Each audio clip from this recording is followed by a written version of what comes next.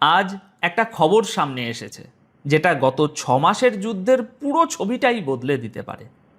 আমেরিকার সবচেয়ে বড় সামরিক কর্তা অর্থাৎ দেশটির শীর্ষ জেনারেল নিজেই এখন ইরানের সঙ্গে চলা এই যুদ্ধ থেকে বেরিয়ে আসার পথ খুঁজছেন। সঙ্গে আরও দুটো বড় খবর আছে। মক্কায় সৌদি আরব, তুরস্ক আর পাকিস্তানের প্রতিরক্ষা চুক্তির পর ইয়েমেনের হুতিরা আজ হুমকি দিয়েছে সৌদির সঙ্গে যেই আসবে তাকেও আক্রমণকারী ধরা হবে। আর ইরান ডাক দিয়েছে সব মুসলিম ও আরব দেশকে একসঙ্গে দাঁড়ানোর জন্য নতুন একটা জোট। তিনটে খবরই আলাদা মনে হলেও ভেতরে ভেতরে এগুলো একই সুতোয় বাঁধা। কিভাবে সেটাই আজ বলবো। শুরু করি প্রথম খবর দিয়ে। দর্শক বন্ধুরা, আজ 8ই আগস্ট দুপুরে সিএনএনের একটি প্রতিবেদন সামনে এসেছে। সেই প্রতিবেদন অনুযায়ী আমেরিকার সর্বোচ্চ পদের জেনারেল ড্যান কেইন এখন ইরানের এই যুদ্ধ থেকে বেরিয়ে আসার একটা রাস্তা খুঁজছেন। ইংরাজিতে যেটাকে বলা হচ্ছে অফ র্যাম্প, সোজা বাংলায় হাইওয়ে থেকে নেমে যাওয়ার একটা নিরাপদ বাঁক। প্রতিবেদনে বলা হয়েছে, গত কয়েক সপ্তাহে জেনারেল কেইন ট্রাম্প প্রশাসনের একাধিক বড় কর্তার সামনে এই কথাটা রেখেছেন যে আমেরিকার উচিত এই যুদ্ধ থেকে বেরোনোর পথ খোঁজা, আরও গভীরে জড়িয়ে না পড়া।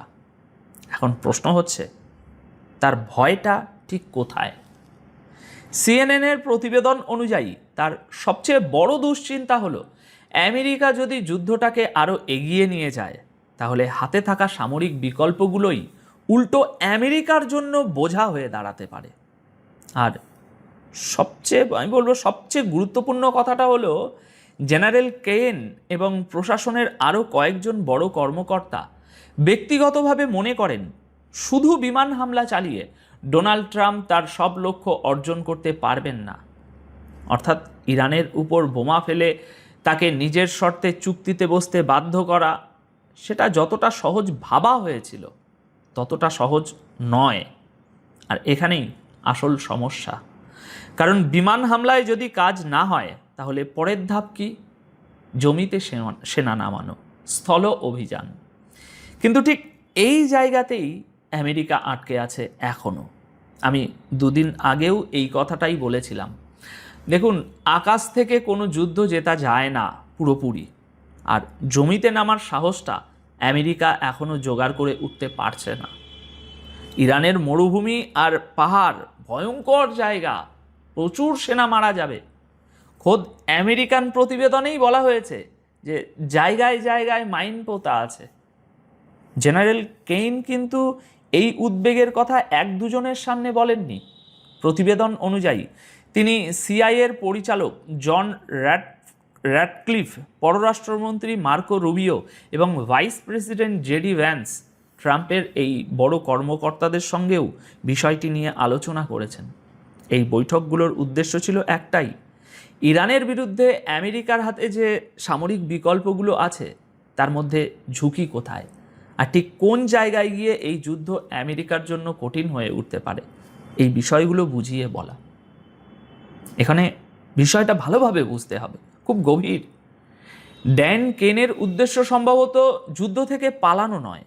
তার উদ্দেশ্য হলো আমেরিকান সেনাবাহিনীকে এমন একটা যুদ্ধে আরও বেশি জড়িয়ে পড়া থেকে বাঁচানো, যেখানে একবার এগিয়ে গেলে সেখান থেকে বেরিয়ে আসাটাই ব্যাপক কঠিন হয়ে যেতে পারে।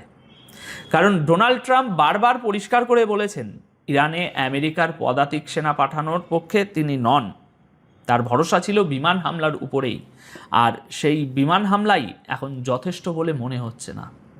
জেনারেল কেইন নিজে গত মাসে একটা প্রকাশ্য শুনানিতে বলেছিলেন আকাশ শক্তির একটা সীমা আছে।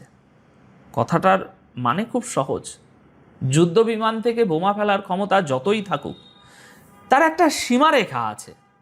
ওই সীমার বাইরে গিয়ে আপনি আর কিছু করতে পারবেন না। শেষ পর্যন্ত আপনাকে জমিতে নামতেই হবে যুদ্ধ জিততে গেলে।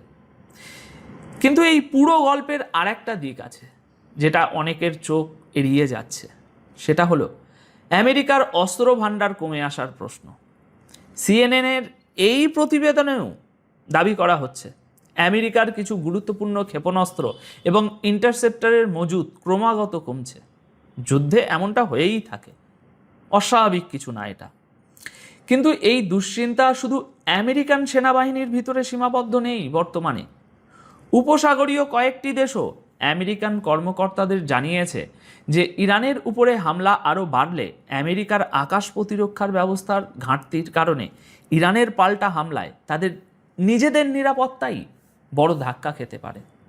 সহজ কথায় তারা বলছে, ভাই, যেটা তুমি সামলাতে পারবে না সেটা শুরু করছো কেন? শেষে ভুগতে তো আমাদেরই হবে। তাহলে এবার ব্যাপারটা কি দাঁড়ালো? বিষয়টা শুধু এই নয় যে আমেরিকা ইরানের উপর কত বড় হামলা করতে পারে, বিষয়টা এটাও যে আমেরিকা এই যুদ্ধ ঠিক কতদিন একই মাত্রায় চালিয়ে যেতে পারবে। আজ যে তীব্রতায় হামলা হচ্ছে, কাল কি সেই একই তীব্রতা ধরে রাখা যাবে? মনে রাখবেন, প্রায় 6 মাস ধরে চলা এই যুদ্ধের শুরুতে লাগাতার দাবি করা হয়েছিল যে ইরানের সামরিক শক্তি প্রায় ধ্বংস করে দেয়া হয়েছে। কিন্তু এখন যদি আমেরিকার সবচেয়ে বড় সামরিক কমান্ডার নিজেই এরকমভাবে মেনে নেন যে সামনে এগোনোর বিকল্পগুলোর মধ্যে বড় বড় ঝুঁকি আছে আর শুধু বিমান হামলা দিয়ে লক্ষ্য অর্জন কঠিন, তাহলে ছবিটা কিন্তু শুরুর ওই দাবির থেকে অনেকটাই আলাদা দেখা যাচ্ছে। এখানে আমি একটা কথা পরিষ্কার বলতে চাই, দেখুন, আমেরিকার কাছে অস্ত্র আছে, শক্তি আছে, বছরের পর বছর লড়ে যাওয়ার সমর্থও আছে, কিন্তু প্রশ্নটা লক্ষ্যের। ইরানের বিরুদ্ধে এই যুদ্ধ আরও এগিয়ে নিয়ে গিয়ে তারপর নিরাপদভাবে সেটা শেষ করার রাস্তাটা এখন খুব একটা সহজ দেখাচ্ছে না। আর সম্ভবত সেই কারণেই এখন যুদ্ধের ঘরের পাশাপাশি কূটনীতির দরজাটাও খোলা রাখা হচ্ছে। তবে এই ছবি যে কোনো মুহূর্তে আবার বদলে যেতে পারে। আলোচনা ব্যর্থ হলে আমেরিকা আবার সামরিক বিকল্পে ফিরে যেতে পারে। কথাটা আমি আপনাদের সামনে আলাদা করে বলছি, কারণ অনেকে এখন বলবেন আমেরিকা তাহলে হেরে যাচ্ছে, পালিয়ে যাচ্ছে। আমি এটা বলছি না, দুপক্ষের কাছেই এখনও লড়ার ক্ষমতা আছে, কিন্তু যুদ্ধে গিয়ে লক্ষ্য অর্জন না করে ফিরে আসাটা শেষ পর্যন্ত পিছু হটাই বলে গণ্য হয়। কারণ প্রশ্নটা তো থেকেই যায়, আপনি গিয়েছিলেন কেন? এত কিছু করলেন কেন? এবার আসি দ্বিতীয় খবরে।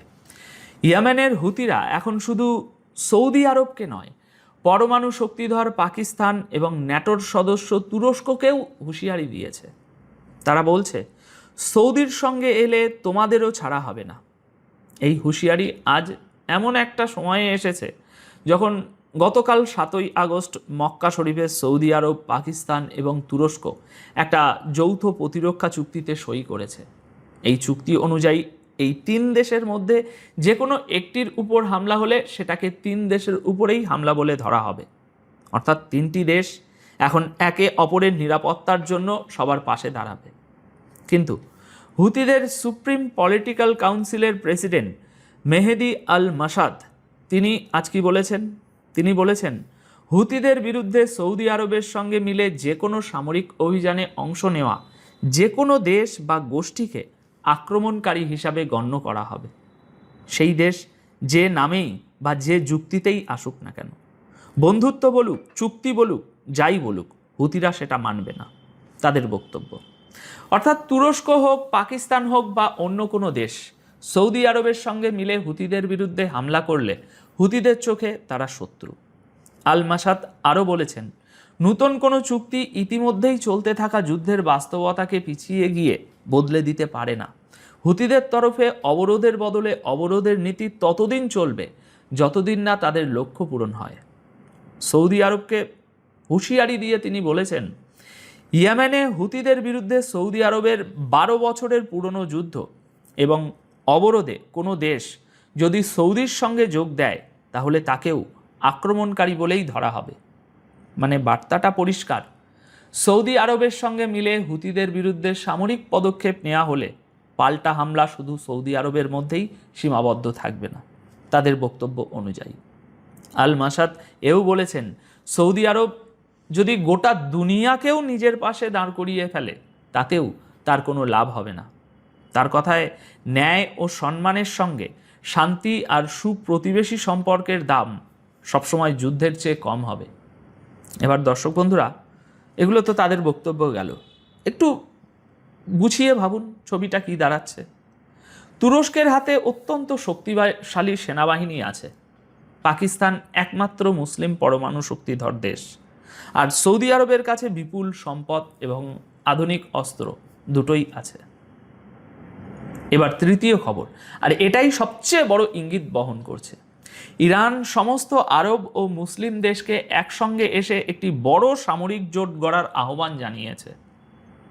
ইরান এই জোটের কোনো নাম দেয়নি, এখনো ন্যায়ও নেই, কিন্তু তার বার্তাটা পরিষ্কার। মুসলিম দেশগুলোকে এবার নিজেদের নিরাপত্তা নিজেদের হাতেই নিতে হবে। ইরানের পররাষ্ট্রমন্ত্রী আব্বাস আরাগাচি আজ বলেছেন, ইরানের সশস্ত্র বাহিনী দুনিয়ার সবচেয়ে ব্যয়বহুল সামরিক শক্তির মোকাবিলা করে নিজেদের ক্ষমতা, প্রস্তুতি এবং যোগ্যতা প্রমাণ করে দিয়েছে। তিনি বলেছেন, আজ মুসলিম দেশগুলো যখন একসঙ্গে দাঁড়াবে, তখন বাইরে থেকে আসা যে কোনো বিপদের মোকাবিলা তারা একসাথে মিলেই করতে পারবে। নিরাপত্তার জন্য শুধু বাইরের দেশের উপর ভরসা না করে এখন একে অপরের পাশে দাঁড়ানোর এবং প্রকৃত ভ্রাতৃত্ব গড়ে তোলার সময় এসেছে।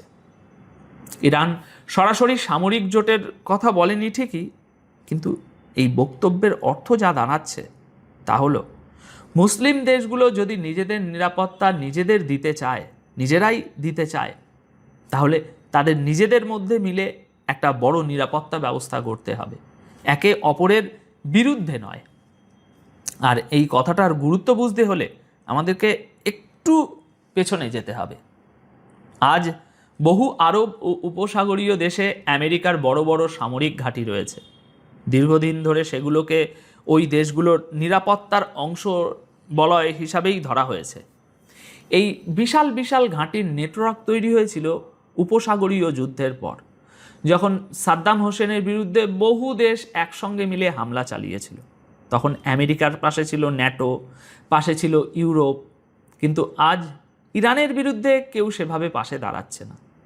সাদ্দামের বিরুদ্ধে যে বিশাল অভিযান হয়েছিল, তারপরেই কিন্তু এই অঞ্চলে এই ঘাঁটিগুলো ছাতার মতো গজিয়ে উঠেছিল।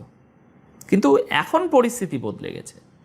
এই অঞ্চলের শক্তির ভারসাম্য আর আগের মতো নেই, আর এখানেই সব কিছু জুড়ে যাচ্ছে। দর্শক বন্ধুরা, গতকাল 7ই আগস্ট মক্কা শরীফে সৌদি আরব, তুরস্ক আর পাকিস্তানের ওই যে যৌথ প্রতিরক্ষা চুক্তি সই হলো, আর তার ঠিক পরপরই ইরানের পররাষ্ট্রমন্ত্রী বললেন, মুসলিম দেশগুলোকে একসঙ্গে দাঁড়িয়ে নিজেদের নিরাপত্তা নিজেদেরই দেখতে হবে।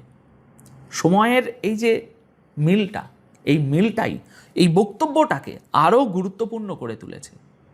হতে পারে সৌদি আরব, তুরস্ক ও পাকিস্তানের এই প্রতিরক্ষা চুক্তি নিয়ে ইরানের সরাসরি কোনো সমস্যাই নেই, বরং ইরান চাইছে এই ধরনের নিরাপত্তা ব্যবস্থায় আরও বেশি আরব ও মুসলিম দেশ যুক্ত হোক।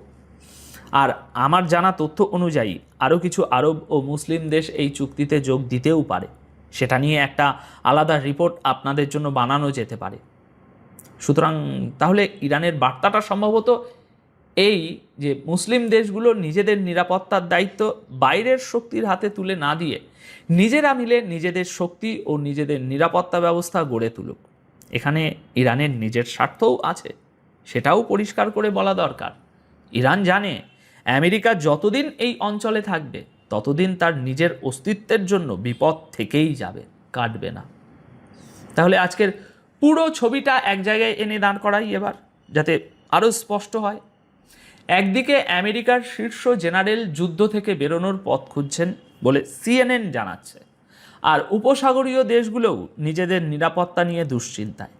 অন্যদিকে সৌদি, তুরস্ক ও পাকিস্তান নিজেদের মধ্যে প্রতিরক্ষা চুক্তি করে ফেলেছে, আর ইরান ডাকছে আরও বড় একটা মুসলিম নিরাপত্তা ব্যবস্থার দিকে। অর্থাৎ বাইরের শক্তির উপর ভরসা কমছে আর নিজেদের মধ্যে জোট গড়ার চেষ্টা বাড়ছে, কিন্তু সেই জোটের ভিতরেই নতুন সংঘাতের বীজও লুকিয়ে আছে। এবার আপনাদের কাছে আমার প্রশ্ন, সৌদি আরব, তুরস্ক আর পাকিস্তানের এই প্রতিরক্ষা চুক্তি কি আগামী দিনে আরও বড় হয়ে অন্য মুসলিম ও আরব দেশ পর্যন্ত পৌঁছাবে? আর ইরান কি কখনো এই ধরনের কোনো বড় আঞ্চলিক নিরাপত্তা ব্যবস্থার অংশ হতে পারবে? আপনার কি মনে হয়? কমেন্ট বক্সে অবশ্যই জানাবেন। আপাতত এই প্রতিবেদন তাহলে এই পর্যন্তই। ভিডিওটি শেষ পর্যন্ত দেখার জন্য আপনাদের সকলকে অসংখ্য ধন্যবাদ। ভালো থাকবেন, সুস্থ থাকবেন।